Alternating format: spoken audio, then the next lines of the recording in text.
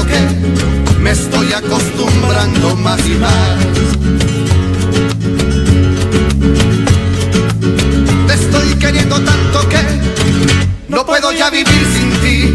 Te estoy queriendo tanto que yo soy feliz. Bueno, han pasado 13 minutos ya de las 10 de la mañana. Inevitablemente debo volver sobre el resumen y hacer mención al resumen que nos proponía Víctor cuando restablecíamos el contacto con los oyentes, a partir, por ejemplo, de que ese resumen contenía 2 o 3 aspectos subrayados en referencia al denominado caso Rojas. El caso Rojas es evidentemente el caso que habla de la investigación de la muerte, del fallecimiento del exministro de Desarrollo Social de la provincia de Catamarca y titular del sindicato gastronómico por ese entonces, alguien que hemos entrevistado, que hemos cruzado en tantísimas oportunidades. Estoy hablando de Juan Carlos Rojas. Su hijo, que se llama Fernando, ha accedido a la invitación de nuestra producción para estar acompañándonos aquí en los estudios de Radio Valle Viejo para dialogar con él de lo que implica la causa, la investigación de la causa, es decir, de estrictamente el ámbito judicial, pero también de su sentimiento como hijo. No podemos descomplementar una cosa de la otra. El hijo, quien lo encontró además a Juan Carlos, quien está y ha sido investigado precisamente en el procedimiento judicial allá por principios del mes de enero, él mismo nos lo contaba recién, y que aún no logra, si se me permite el término, despegar de esa situación. Vamos a charlar precisamente con Fernando de todos estos aspectos. Lo primero, saludarlo, por supuesto, y la primera oportunidad que tengo de conocerlo y de expresarle obviamente mi sentimiento y mi sentido de pésame por la desaparición de su padre. Fernando, ¿cómo estás? Buen día. Buenos días, ¿cómo le van a todos? Acá estamos una vez más llevando lo que sucedió a mi papá a los medios para que esto no quede impune a pesar de los días que ya van pasando, ¿sí? Que ya estamos muy cerca a llegar al tercer mes, ¿sí? De ocurrido el lamentable crimen de mi papá. Y bueno, acá tenemos, como pueden ver, sin noticias de grandes avances, sin noticias de imputaciones, de detenciones, de nuevas investigaciones, a pesar que llegó el informe de Gendarmería. Seguimos como aquel 4 de diciembre. Y cuando usted hace referencia recién al momento de que a mí me investigan, fue a partir del 4 de diciembre, por ser la persona que llegó al domicilio, le encontró a partir de ese día hasta el día de hoy. A mí no me permiten ingresar a la querella, no pueden solucionar mi problema, a pesar que ya llegó el informe de mi teléfono de Gendarmería, donde pueden ahí verificar que yo no estuve en días anteriores ni en el horario de la escena del crimen, sino que yo caí el día domingo, como lo hacía habitualmente, a la casa de mi papá para ayudar con la limpieza, a visitarlo, a darle de comer a los perros. Desde aquel 4 de diciembre hasta hoy, 20 de febrero, ¿vos estás involucrado en la causa? No me dejan ser parte de la querella. ¿Pero por qué? Porque me dicen de que aparentemente yo, por haber dado vuelta el cuerpo de mi papá, ¿sí? Fue un movimiento, creo que natural. El que estaba en el piso era mi papá, no era un desconocido. Entonces lo que yo primero hice es dar vuelta para ver si respiraba o si tenía algunos signos vitales.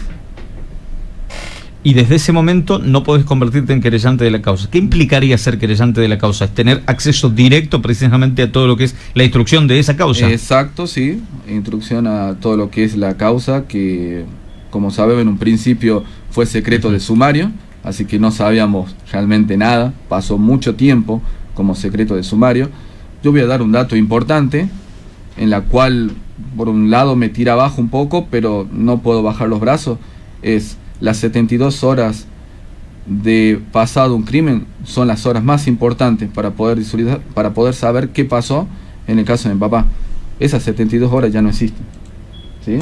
Y como puede observar, siguen pasando los días y seguimos sin nada. No hay. A mí se me acercan periodistas, me preguntan qué tenés sobre la información del caso de tu papá, y nada. Esa es la respuesta mía, nada. La primera intervención fue, llegaste a la casa de tu papá, diste vuelta el cuerpo. ¿Y después qué pasó, Fernando? Y después fue el policía que llegó, empezaron a llegar más policías. Tenemos acá no voy a nombrarlo como fiscal, vamos a tratar de dejarlo de lado porque creo que no está a la altura de las circunstancias. Después llegó el señor Palacio, ¿sí? Que se presentó en la escena, más de 1 hora y media demoró en llegar. No sé qué pudo haber ocurrido de importante para no llegar antes, ¿sí? Al lugar. Tampoco no estamos en una ciudad que tenemos tremendas distancias. Acá se llega a cualquier lado rápido, más un día domingo que no hay tanto tránsito. Así que bueno, llegaron policías, empezaron a llegar de todos lados, mucha gente que se fue enterando de lo que sucedió, gente conocida. Así que la cuadra estaba copada de gente, por decirlo así.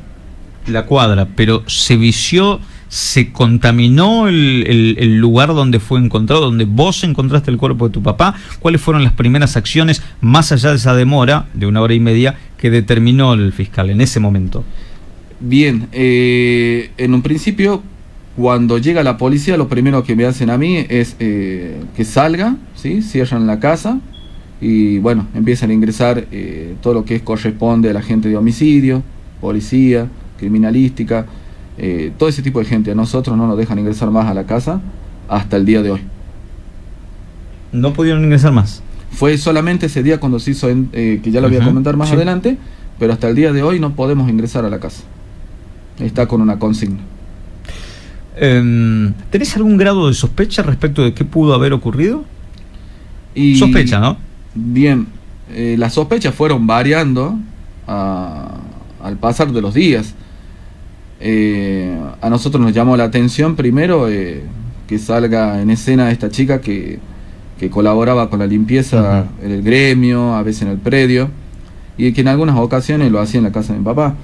Nos tomó por sorpresa, pero bueno, nosotros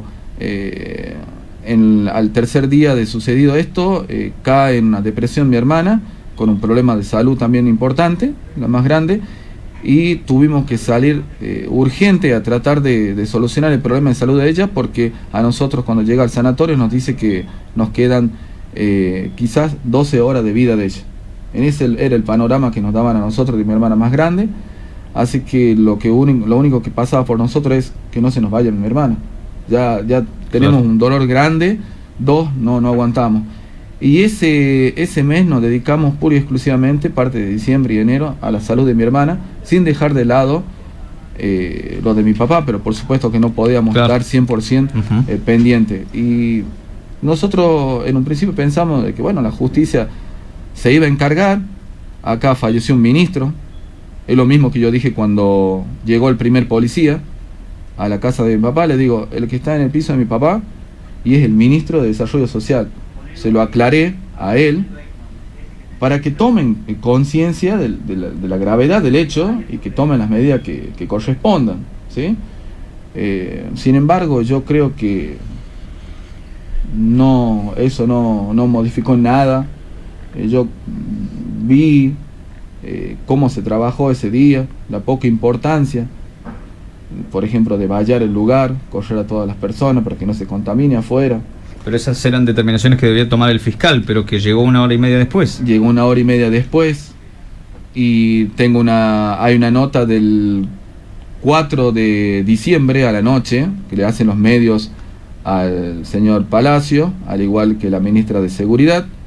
Y bueno, hay una parte que llama mucho la atención, creo que el periodista López Vélez, que le está haciendo la pregunta al señor Palacio, dice más o menos lo que pasó, que encontraron a una persona sin vida, que él, a simple vista, por no haber encontrado en la casa nada revuelto, no había indicio de que esto no sea una muerte violenta, ¿sí?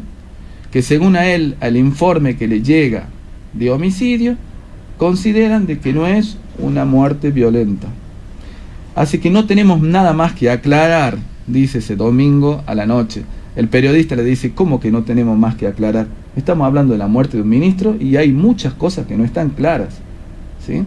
Después sale hablando la ministra de Seguridad, en esa nota, diciendo que bueno, ellos van a poner todo de su parte para que esto se esclarezca lo más pronto posible.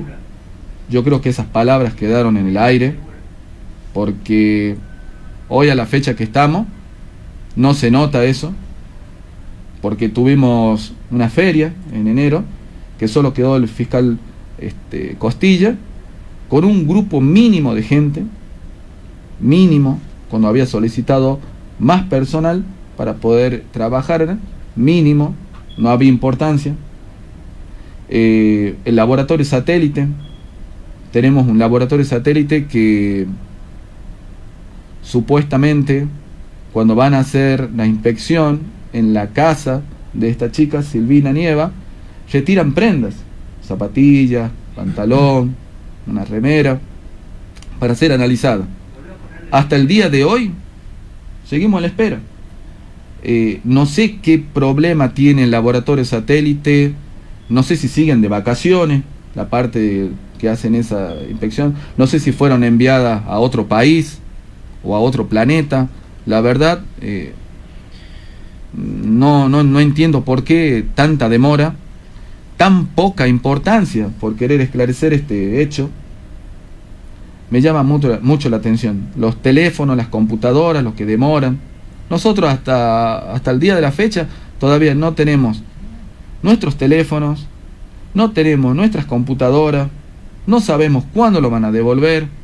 Yo tuve que salir a pedir prestado una máquina, yo me dedico a la parte informática, a mí me dejaron mis herramientas.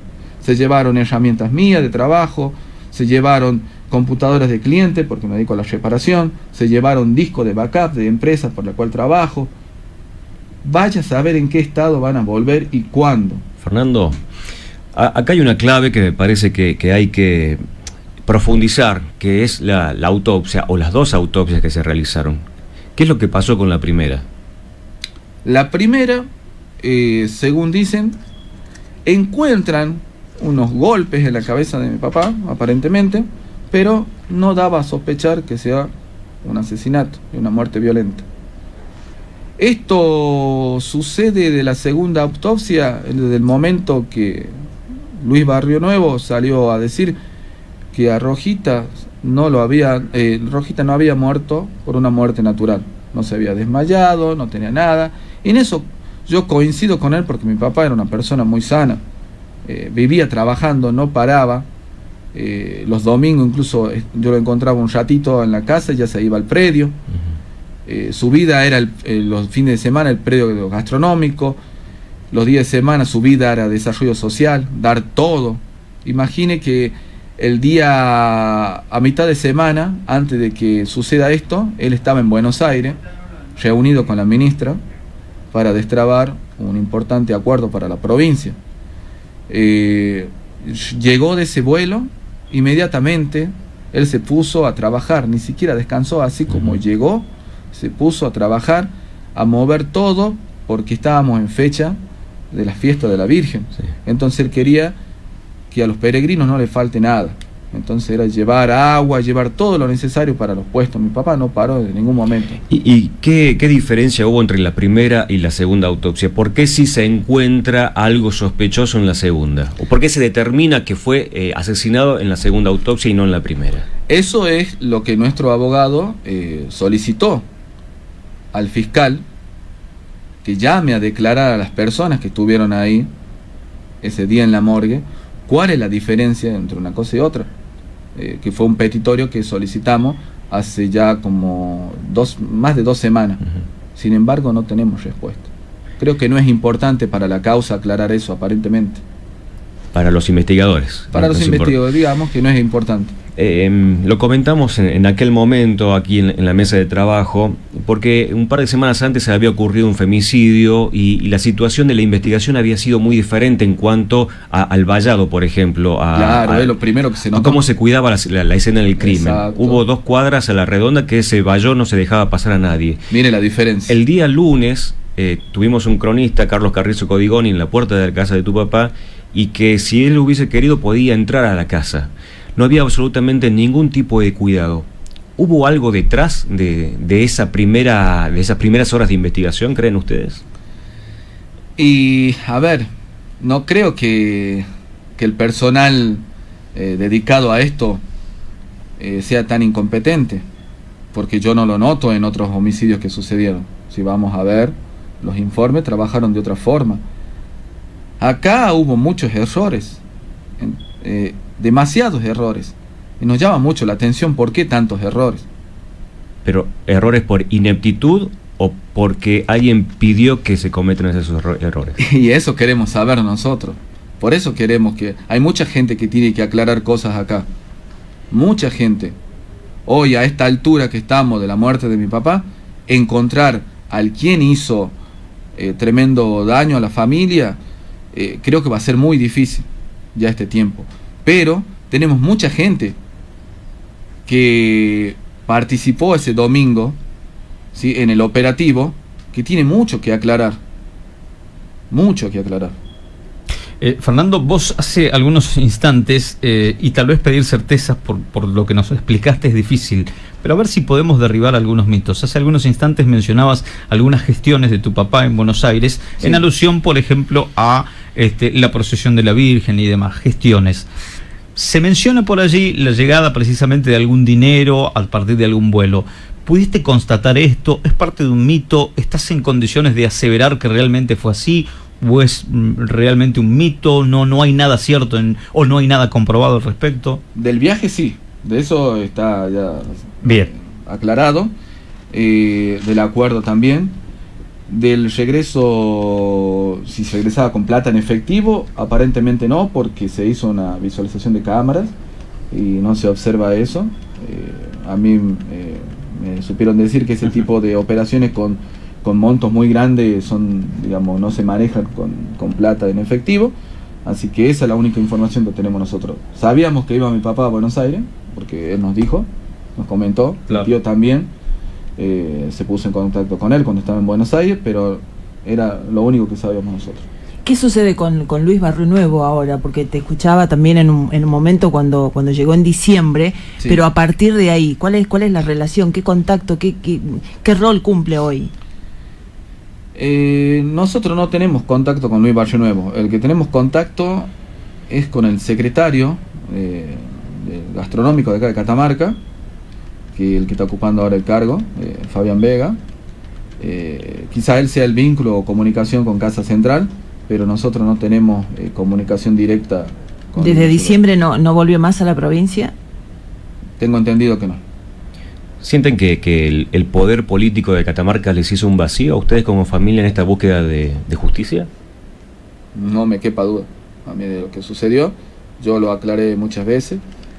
Creo que no tengo que salir a pedir una reunión con el gobernador. Creo que eso no me compete a mí. Creo que él debería acercarse a la familia, ¿sí?, y ver qué necesitan, qué podemos hacer para acelerar esto. Porque muchas cosas o pruebas que se solicitaron, como las famosas imágenes de una cámara de seguridad del barrio Parque América, que la verdad no sé dónde fue, si fue hasta la Luna, y están esperando que vuelva de ahí. Todavía no tenemos nada sobre eso. Quizás el primer mandatario puede levantar el teléfono, llamar a Salta y decir: necesitamos esto con suma urgencia. Vos sabés que sentado en este estudio le preguntamos al gobernador cuál era su relación con el ministro Rojas. Nos dijo que era excelente, que era una excelentísima persona, que lamentaba mucho lo que había pasado. ¿Qué saben ustedes de cómo era la relación entre ellos? Si fuera excelente persona, si fuera tan amigo como muchos hablaron ese día en el velorio de mi papá, hoy estarían dando la cara. No entiendo por qué es el vacío y el silencio de muchas partes, cuando mi papá era una persona muy querida, muy conocida en todos los ámbitos, no solo en el ámbito de este gobierno, en la oposición, en Buenos Aires, en distintos gremios. No entiendo por qué el vacío, el silencio de mucha gente. ¿El gobernador nunca los recibió, nunca los llamó, nunca se acercó a la familia? No. Luis Rodríguez en el servicio informativo. Luis. Hola chicos, ¿qué tal? Hola Fer, ¿qué tal? ¿Cómo le va? Buen día. La ministra de Seguridad, ¿qué papel jugó? La ministra de Seguridad, me gustaría tenerla al frente y preguntarle o que me demuestre cuáles son los trámites o cuáles fueron las solicitudes que ella realizó a Nación, como lo había comentado el 4 de diciembre a la noche, que iba a pedir todos los medios posibles a Nación para que esto se acelere y se esclarezca. A mí, a esta altura de la fecha, me gustaría saber cuáles fueron los pedidos a Nación.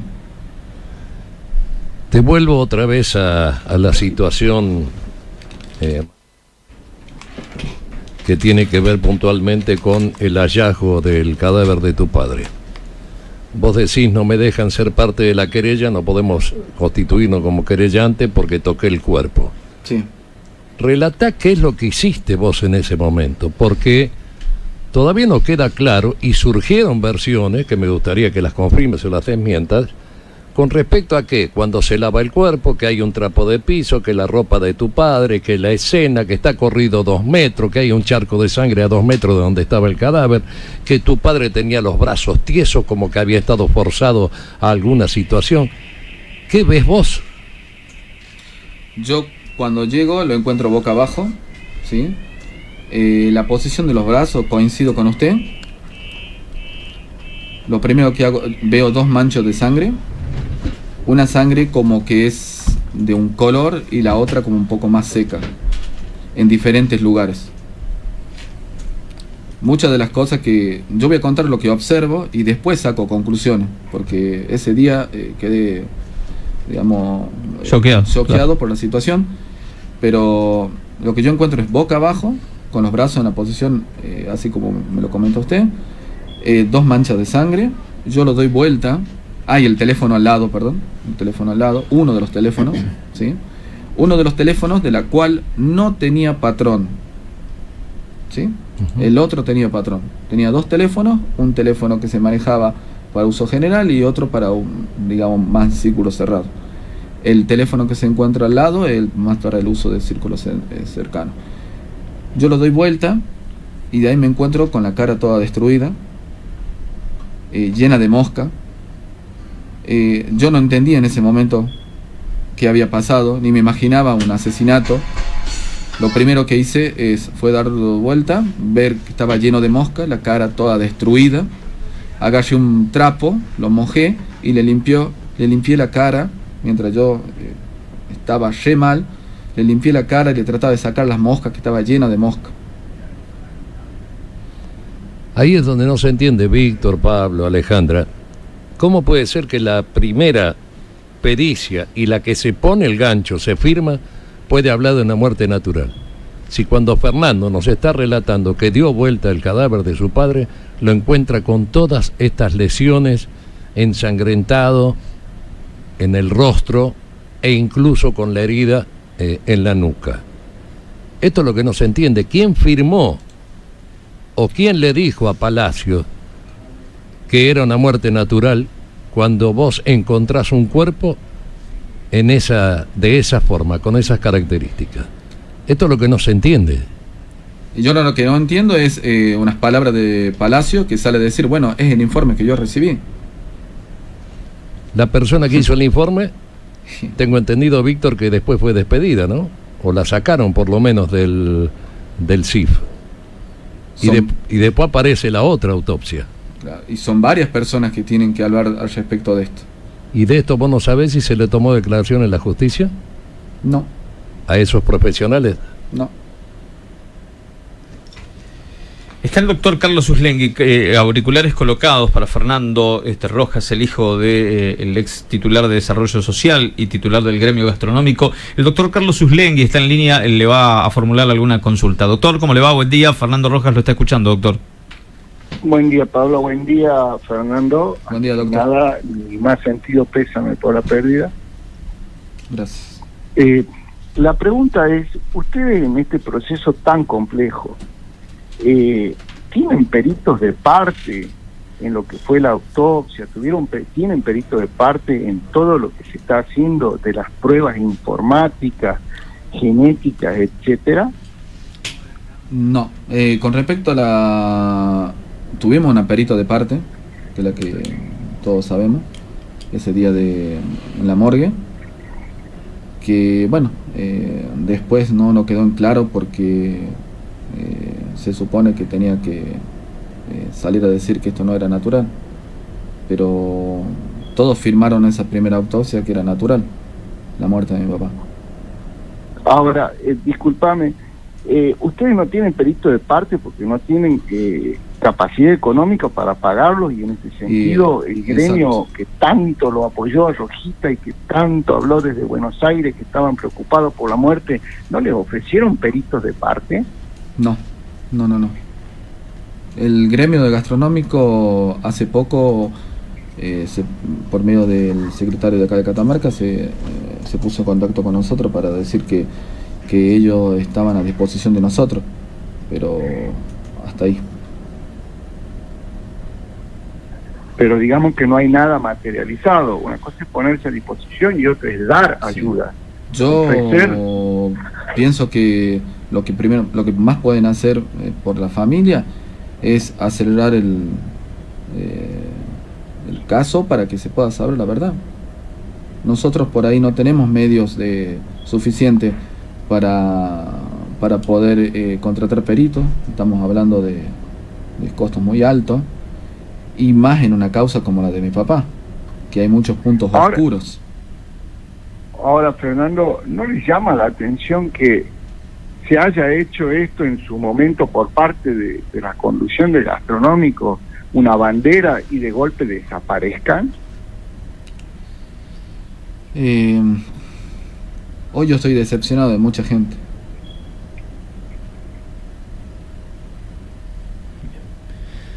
¿Cuál es tu grado de tu decepción? Porque la gente necesita saber. Lo escuchamos al hermano de tu padre decir que Catamarca sabe lo que pasó en la calle, pero nadie se anima a hablar. ¿Esto es tan así? ¿Todos saben lo que pasó y nadie quiere decir qué ocurrió? Esa es la realidad que yo me llevo cuando salgo a caminar por la calle. Todos saben cómo viene. ¿Y a dónde señala la gente? Y la gente no señala a un homicidio pasional.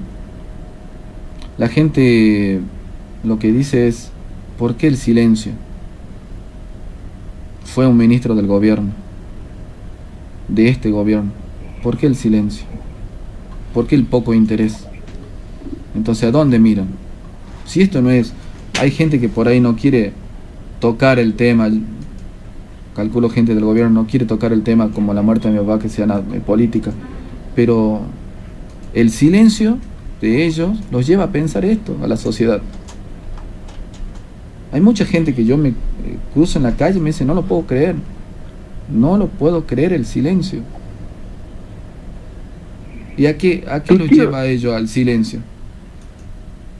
Lleva un dicho que dice... Tu tío dijo de que había una orden de arriba de que nadie se mueva. ¿Esto es así? Me llama la atención. Yo personalmente no me lo dijeron, pero sí noto el silencio de la gente. He pedido gente conocida que estuvo mucho tiempo con mi papá, que lo conocen de hace años, que me acompañen. Y cuando me refiero a acompañar a la causa, queda ahí, digamos, en puntos suspensivos. A ver, permíteme, Carlos, porque me parece que hay algo que está flotando en el ambiente que nadie lo termina de expresar. Yo sé, Fernando, que tu familia, ustedes están con miedo. No sé si han recibido amenazas o algún tipo de, no sé, algún mensaje o algo, pero esto que está flotando en el ambiente es que el poder político lo mató a tu papá. Y ellos deberían salir a hablar y aclarar esto, creo. Nosotros no. El que murió es un ministro de ellos. A mí me mataron a mi papá. A ellos les mataron a un ministro. Pero hay una justicia. ¿Crees, después de todos estos vericuetos, idas y vueltas, crees en la justicia o te es difícil creer en la justicia a partir de este grado de sospecha, de duda que tenés? Y cada día que pasa nos cuesta más creer en la justicia. Cada día más. Desde el momento que mi abogado solicita darle un poco de, digamos, de celeridad a mi situación para poder yo ser parte querellante, yo me dedico a la parte informática, podría colaborar mucho en el informe de gendarmería, lo puedo entender mucho mejor que quizás mi abogado. Sin embargo, hay una traba siempre para mí. Hoy tenemos que salir a buscar los medios económicos para buscar un perito informático, cuando lo podría estar realizando yo esa tarea. Al igual cuando se hizo el análisis de las computadoras de mi papá, de gastronómicos y del Ministerio de Desarrollo, en el laboratorio satélite, yo quería ser parte de eso porque yo le hacía el mantenimiento a las computadoras de mi papá, yo sabía cómo organizaba la información, sabía cómo se administraban los grabadores, pero mi papá siempre me llamaba a mí para hacer ese tipo de tarea. A ver, no iba a llamar a otra persona. Fernando, discúlpeme, ¿usted cree que en esto había algo, o expresó su padre en algún momento una preocupación por expedientes que no le cerraban, expedientes que le complicaban su gestión? Mi papá los últimos tiempos andaba muy estresado, renegaba con algunas cosas, a nosotros no nos transmitía sus problemas, para no, quizás que no nos afecte a nosotros, pero sí se le notaba a él cansado, estresado, molesto. Siempre hablando de la situación en el ministerio, no en el gremio, o ambas. El gremio nunca renegaba. El gremio nunca renegaba. Renegaba del ministerio. El ministerio, el desarrollo es muy amplio. Muy amplio. Fernando, discúlpeme, esta es una pregunta recurrente a todos los que, por lo menos yo he tocado. ¿Su papá se sentía que tenía el equipo que él quería, o le pusieron a la gente que, digamos, le pusieron su equipo, fue con su equipo, estaba tranquilo con la gente que lo acompañaba en la gestión, o era una carga más dentro de la gestión? No conozco mucha gente de desarrollo social, conozco a algunos por los años que estuvieron en la política, que estuvieron ahí acompañando con mi papá, pero son algunos. Otros, la verdad, no sé si los puso él o se lo agregaron, digamos, al grupo de trabajo. Yo conozco a algunos nada más. ¿Pero él estaba cómodo con la gente que tenía o estaba incómodo? ¿Se sentía respaldado o se sentía que le faltaba respaldo? Eso no me lo transmitió a mí. No, esas sensaciones no. Pero sí estaba estresado, estaba preocupado por algunas situaciones. Cansado, eso sí. Una hermana suya trabajaba en el gremio y se fue del gremio, se fue a trabajar a otro lado. ¿Tiene alguna vinculación con esto o es una situación social, de familia? Esto hace casi más de un año. Ella pidió antecede a... Sí, pasó a otra empresa a trabajar.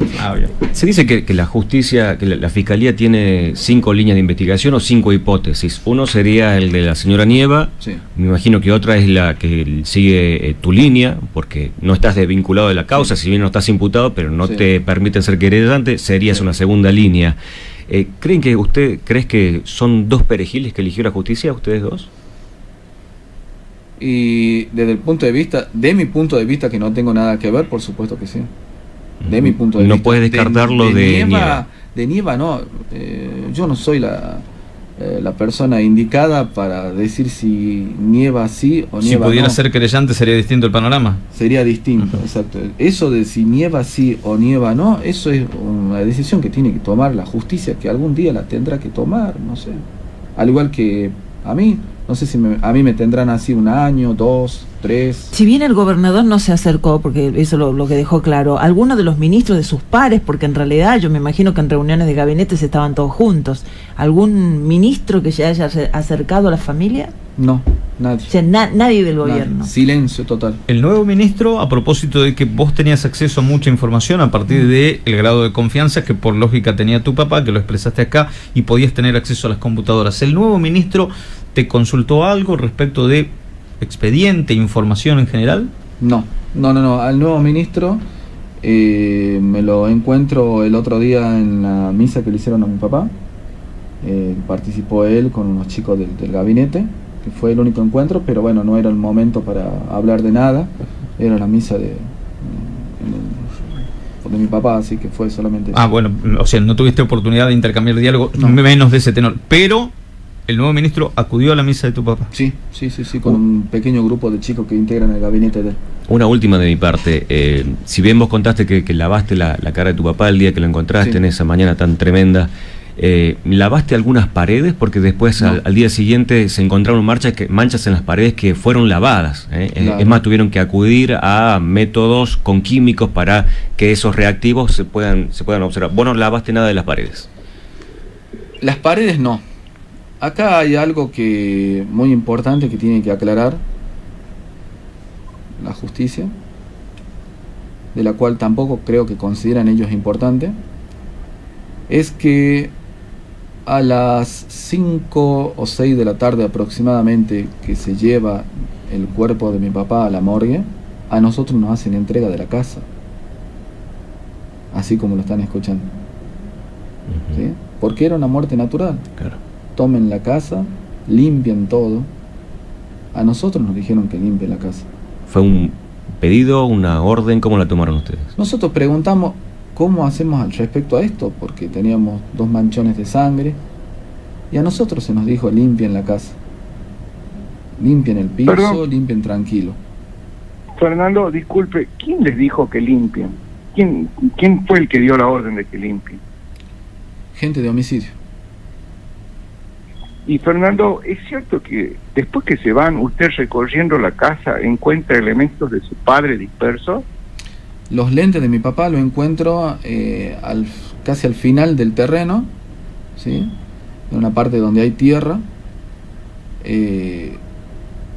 totalmente lejos de la escena, y a mí me queda mucho que pensar en el sentido de que mi papá, si él, como lo encuentro yo, en el piso y al lado el teléfono, ¿qué hacen los lentes a una distancia totalmente lejos de la situación de la escena? Si mi papá estaba usando el teléfono, estaba usando los lentes. Su papá no tenía visión, digamos, suficiente para usar un teléfono sin tener los lentes puestos. Claro, entonces, si está el teléfono al lado, tendría que estar el teléfono, los lentes cerca, y los lentes no estaban ahí. Y la policía no los vio los lentes, no hizo un rastrillaje del lugar como plantea ahí. Los lentes los encuentro yo. Los lentes los encuentro yo, no los encuentra la policía. Parece que no tuvieron la posibilidad de observar, algún problema hubo, que no llegaron a observar los lentes. Con ¿Y respecto ustedes le pusieron de manifiesto a la policía eso de que ustedes encontraron los lentes, Sí. no les llamó la atención, no hicieron un reclamo? Hicimos el Y bueno, reclamo. ¿cómo hicieron el rastrillaje Hicimos de la el zona? reclamo. Incluso yo les reclamé también, ¿por qué no miran en el terreno de al lado? Hay un terreno, un baldío, con alta maleza. ¿Por qué no miran ahí? Solo miraron la casa de adentro y se fueron. El vecino de al lado, uno de los vecinos le dice, ¿no van a subir al techo, a observar algo raro, algo que necesiten ver desde arriba, quizá tengan una buena visión? Le respondieron, no hace falta. Con respecto a la limpieza de la casa, y vuelvo a lo que la gente de homicidio les pide, que limpien la casa, ellos les ofrecen, les dan un número de una empresa que se dedica a hacer ese tipo de limpieza, y ustedes se comunican, ¿la hacen limpiar a la casa o no? No nos dan un número, sino nos dicen, recomendamos que busquen una empresa de limpieza, para que limpien esto, porque es muy doloroso para ustedes, aparte estas manchas de sangre no salen fácilmente. Pero no concretan nunca la limpieza ustedes. No, nosotros hacemos por nuestro medio. Limpiamos un poco porque tenemos animales ahí, tenemos 3 perros, y nosotros limpiamos un poco el piso. Pero seguíamos en la situación que fue todo tan rápido, no entendíamos nada, nos decían que era muerte natural. ¿Ustedes tuvieron la intención de cremar el cuerpo? No, en ningún momento. ¿Y por qué se comentó en ese momento que la idea era de llevarlo desde el gastronómicos, a donde era velado, a cremarlo? Esa es mi pregunta. Me gustaría encontrar la fuente. Si esa fuente fue por un dicho, o esa fuente en realidad fue la necesidad de alguien de que quería cremar el cuerpo. Pero de la familia nadie lo expresó. Nadie, no. Como para hacer desaparecer la evidencia claro, rápidamente. De eso están hablando al otro día, aproximadamente a las 9 de la mañana, creo que sale esa versión. Cuando yo me pongo en contacto con la empresa de sepelio y con el cementerio, el día domingo a las 3 de la tarde, 3, 4 de la tarde, yo soy el que me pongo en contacto con la empresa de cómo va a ser el sepelio, para elegir el cajón, para elegir el cementerio. Todo eso lo hice yo el día domingo. Sin embargo, el día lunes se hablaba de una cremación.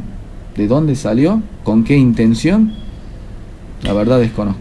Fernando, tenemos que terminar. Para despedirte, ¿qué dice el abogado de la familia? Hasta acá llegamos, no podemos avanzar más, no podemos encontrar una resolución para que vos, Fernando, seas querellante en la causa. Y esta charla, este diálogo franco, abierto, esta intervención tuya y esta aparición en los medios a casi 3 meses, ¿es para no olvidar y para que se sigan ocupando? Y, a ver, vamos por parte. El abogado, imagínense cómo se siente el abogado, pide cosas y los días pasan y pasan y pasan. Seguimos esperando las muestras de ADN, seguimos esperando que se resuelva el informe de los teléfonos, que según me dijeron va a llevar muchísimo tiempo, porque total acá no hay apuro, no hace falta incorporar más gente para que esto se pueda acelerar, no hay intención, así que esto lo vamos a hacer en el tiempo que se pueda, observar los teléfonos, analizar los datos. Es más, me llegó una información, creo que en los medios también salieron, que la verdad que no sé cómo tomarlo, pero salieron en los medios diciendo que el informe que llegó de Gendarmería no había nada relevante. ¿Cómo que no va a haber nada relevante? Ahí tiene que estar todo. ¿Cómo que no hay nada relevante? ¿Sí? Eso es muy raro. Es muy raro. El abogado pide y pide, pasan los días, por una cuestión u otra, ya estamos llegando a marzo. ¿Qué quiere que le diga? ¿Vamos a llegar a marzo a decirle el crimen de mi papá quedó impune? Luis, lo último, porque tengo que despedir a Fernando, por favor. No, yo estaba esperando para el cierre tuyo. No era para preguntarle a Fernando, era para hacer el cierre con ustedes. Bien. Fernando, gracias por la visita. Gracias, gracias, muy amable. El hijo del ex ministro de Desarrollo Social, titular de, por ese entonces, el gremio gastronómico, Juan Carlos Rojas, se llama Fernando Rojas, estuvo dialogando con nosotros abiertamente aquí en este espacio de Radio Manías. 10:54.